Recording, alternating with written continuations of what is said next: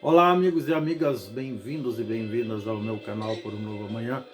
Sou Luiz Rorato e hoje eu vou falar mais uma vez sobre fanatismo. Evidentemente, sob uma ótica diferente do vídeo anterior, publicado há cerca de um ano atrás.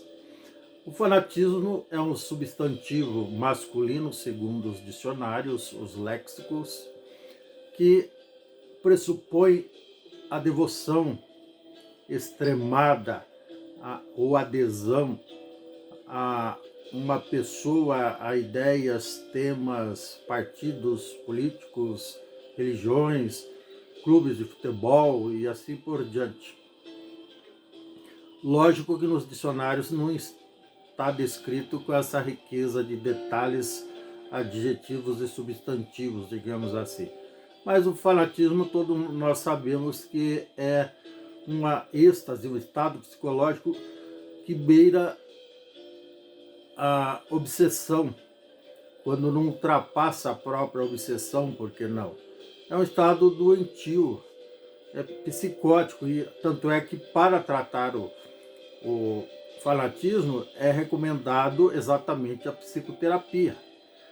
E o fanatismo não é uma coisa rara, ela acomete ao redor do mundo milhões de pessoas, sobretudo no que tange a política.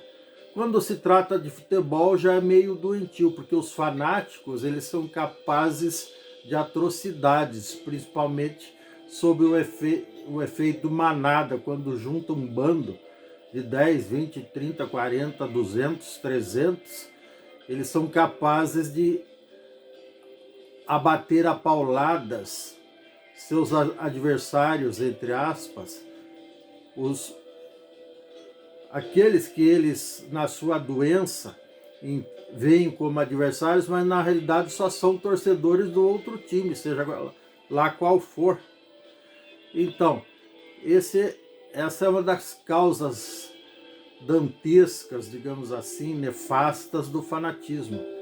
E o fanatismo se torna pior ainda, até porque nesse caso que eu vou citar agora faz muito mais vítimas, quando o fanatismo político é capaz de eleger psicopatas, é capaz de promover ao cargo máximo de uma nação, seja primeiro-ministro, presidente ou coisa que o valha, psicopatas, não só psicopatas, mas pessoas até que não têm esse perfil de psicopatia, mas são pessoas desqualificadas, despreparadas, golpistas, vigaristas, enfim, todo tipo de sacripanta, digamos assim, que não deveria estar lá, mas que pelo poder da palavra e do convencimento consegue convencer fanáticos e não fanáticos a votar neles e com isso conseguem, na mão grande, de certa forma, o poder. Isso é muito triste, porque obviamente pessoas com esse tipo de perfil jamais conseguirão fazer um bom trabalho, um bom governo e vão acabar concorrendo para exatamente o contrário, um péssimo governo, um governo medíocre, que não seja péssimo, mas medíocre, ou ainda que não seja nem péssimo nem medíocre, mas mediano, mas que não é suficiente para promover o crescimento de um país, de uma nação e de um povo, da forma que esse povo merece. Tudo porque teve a influência nefasta de fanáticos.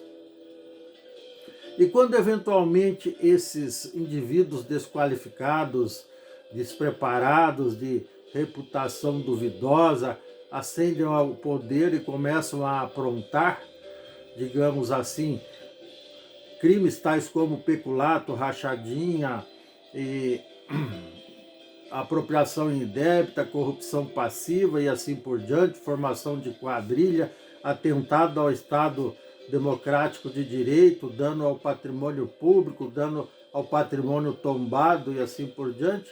Aí os fanáticos, aqueles que têm uma adesão doentia às ideias estapafúrdias desse indivíduo, as propostas até criminosas e inconstitucionais desses indivíduos, acabam reagindo de maneira igualmente perigosa.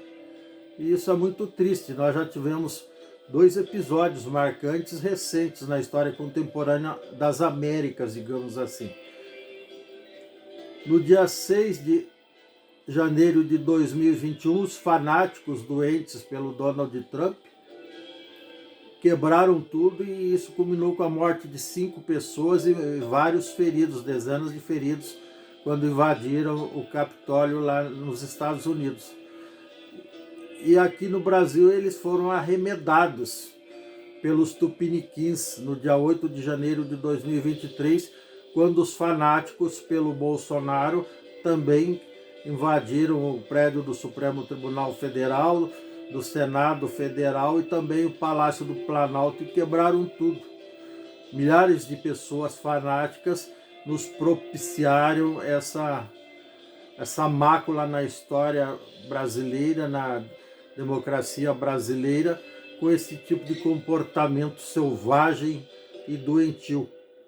E agora os caras estão pedindo anistia, tem gente pedindo anistia para os já condenados e para os futuros condenados, e inclusive para o ex-presidente que virou réu na semana passada, junto com mais 8 apoiadores, para não dizer comparsas. E esse fanatismo ele está presente nos lugares mais inusitados.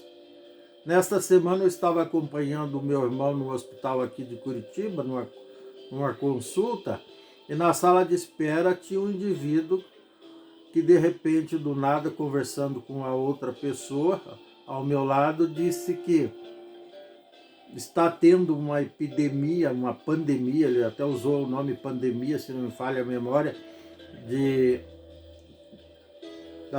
dengue aqui no Brasil, e que ninguém fala nada, palavras dele, mas que se fosse o Bolsonaro o presidente, iam estar massacrando o coitadinho. Não com essas palavras, mas foi o que ele insinuou. Nitidamente esse cara é um fanático, ou é um aspirante a fanático, ou é um fanático amador, digamos assim. Ora, comparar a febre da dengue, que matou ao longo de 2024, segundo o Ministério da Saúde, 6.041 pessoas, com a pandemia da Covid, que só no Brasil ceifou a vida de mais de 700 mil pessoas, não tem comparação. Vejam bem, não tem a menor comparação, 6 mil para 700 mil. Mas o indivíduo fanático, ele acaba se traindo, ele acaba rompendo com a lógica, com a matemática, com o bom senso, ele acaba mentindo para si mesmo e para os outros, tentando iludir, subestima a inteligência das pessoas, fazendo essas comparações extremamente equivocadas e sem o menor fundamento lógico, matemático e científico, histórico e geográfico, porque não vamos aí fazer uma análise multidisciplinar.